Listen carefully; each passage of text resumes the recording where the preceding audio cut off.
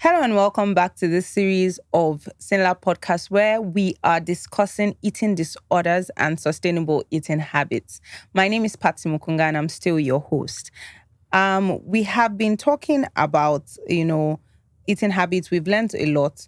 In the first episode, you mentioned the fact that most eating habits come from a mental, disordered... Eating disorder. Yes, eating disorders come from, mental disorders. So I want to ask, what are the primary causes of eating disorders? Like how do psychological, biological, and social factors contribute to eating disorders? Okay, so I think sometimes that your profession can predispose you to anorexia. What kind of profession? Yeah, if you're a gymnast.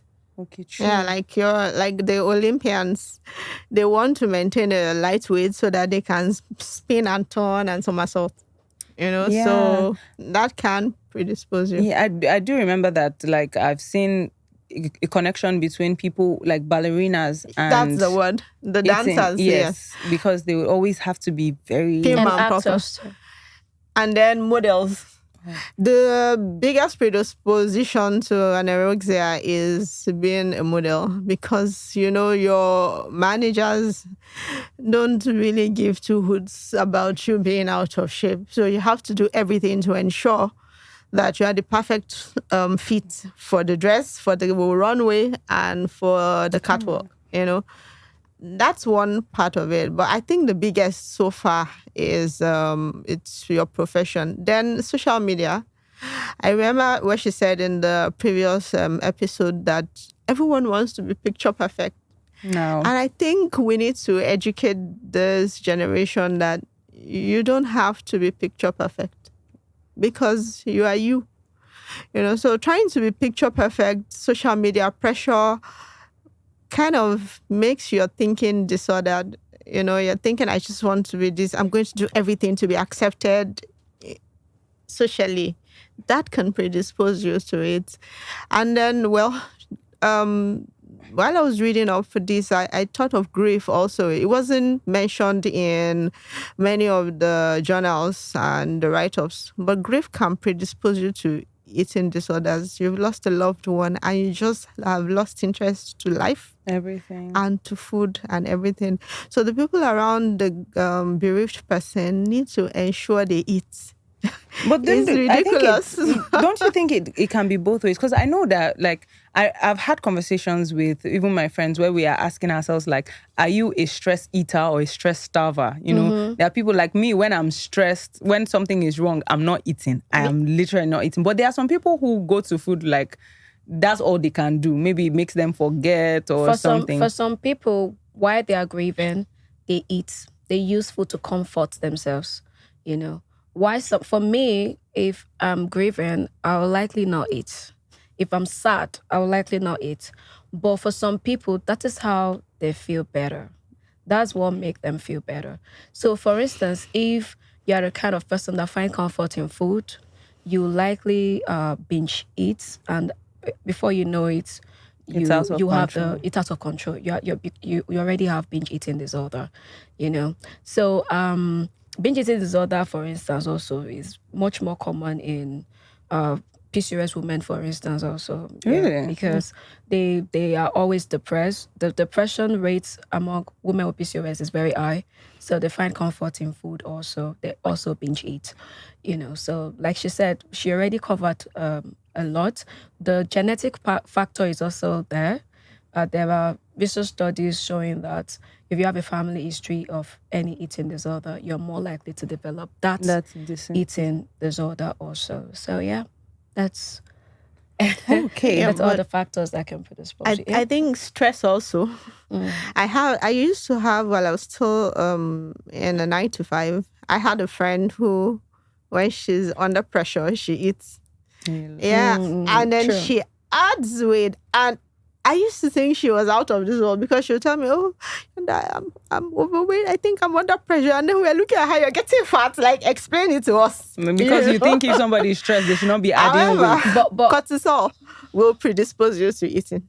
But to be fair, if your stress is just a one-off thing, it does not mean that you have eating disorder, right? Yeah, true. If you don't have episode of binge eating, for instance, if you don't have binge eating episodes for more than 2-3 times a week, then it's mild. It's something that will probably wear off. Yeah. But when you're having more than 5, 6, 7 episodes in a week, when you're binge eating, that is when we could say, okay, you have a binge eating disorder. Also, so it has the frequency. So if it's a particular, for instance, is. for some people, there was a particular client of mine that told me, oh, I just want to hold on for now. I actually, I binge eat anytime I'm preparing for an exam, you know, or maybe I'm working overnight. Some people, when they are working overnight, they binge eat, you know, and they need help with that, but it might not necessarily mean that they have. It's not chronic. It's not chronic. Also. You know, it is when it is out of control, when you can no longer do anything about it, and it's already recurrent. It's happening all the time. But you're binge eating. That is when you might need help. Okay, but how does cultural, societal pressure influence? Do you think that there's maybe we're in the Nigerian society? Are there things that are peculiar to our society that could influence your eating habits?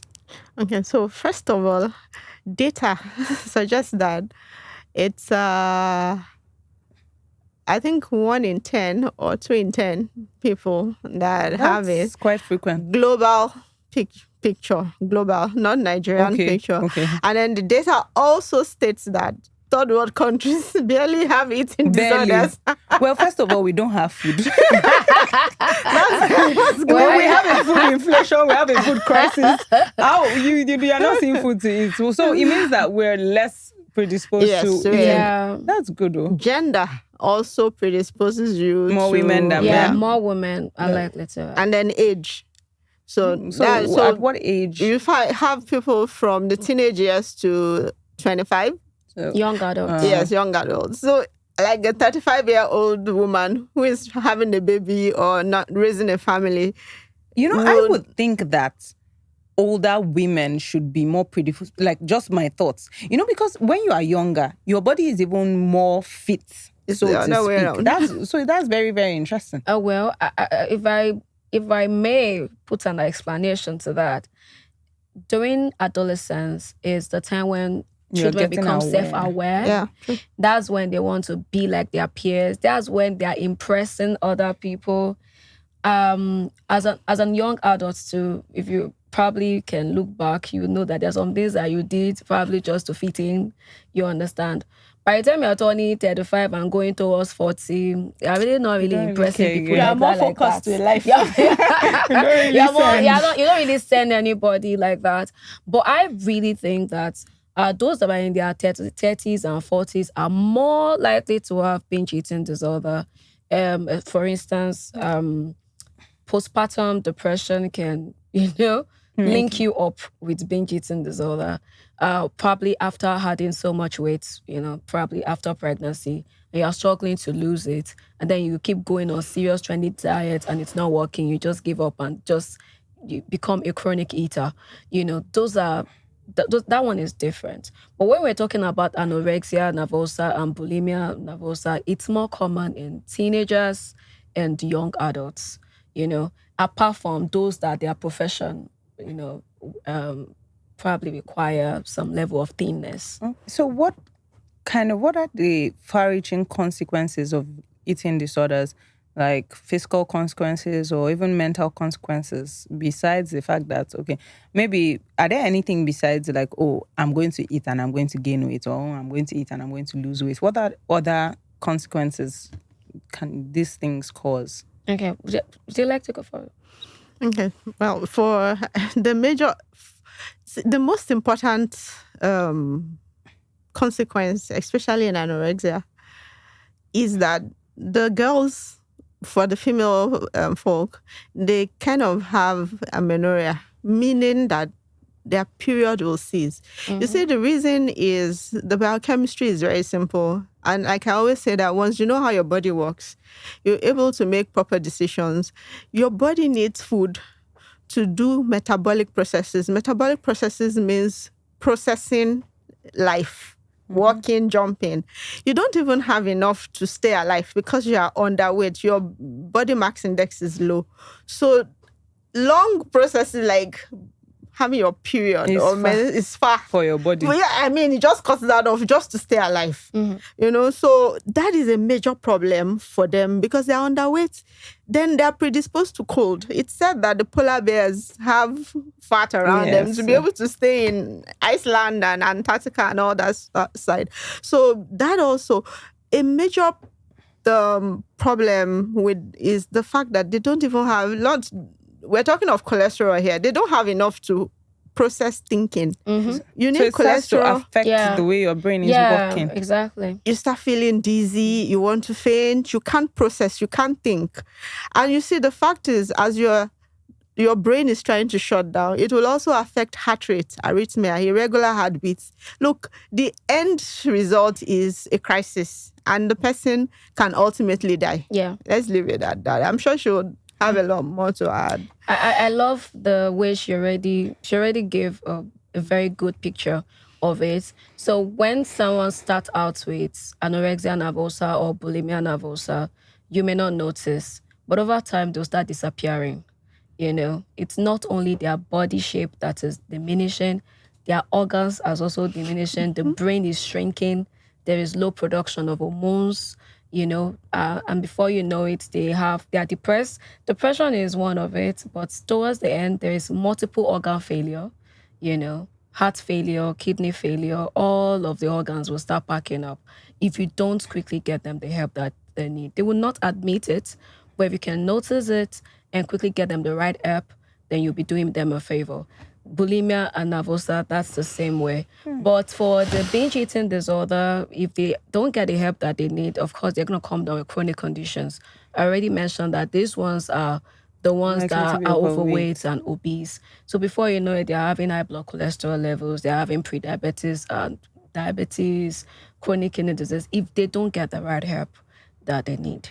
Okay, so this is really informative. We're saying that you need to pay attention to people, and their eating habits so that you can catch it very, very early. It's very important that you pay attention to it because they'll likely not admit it to a random person.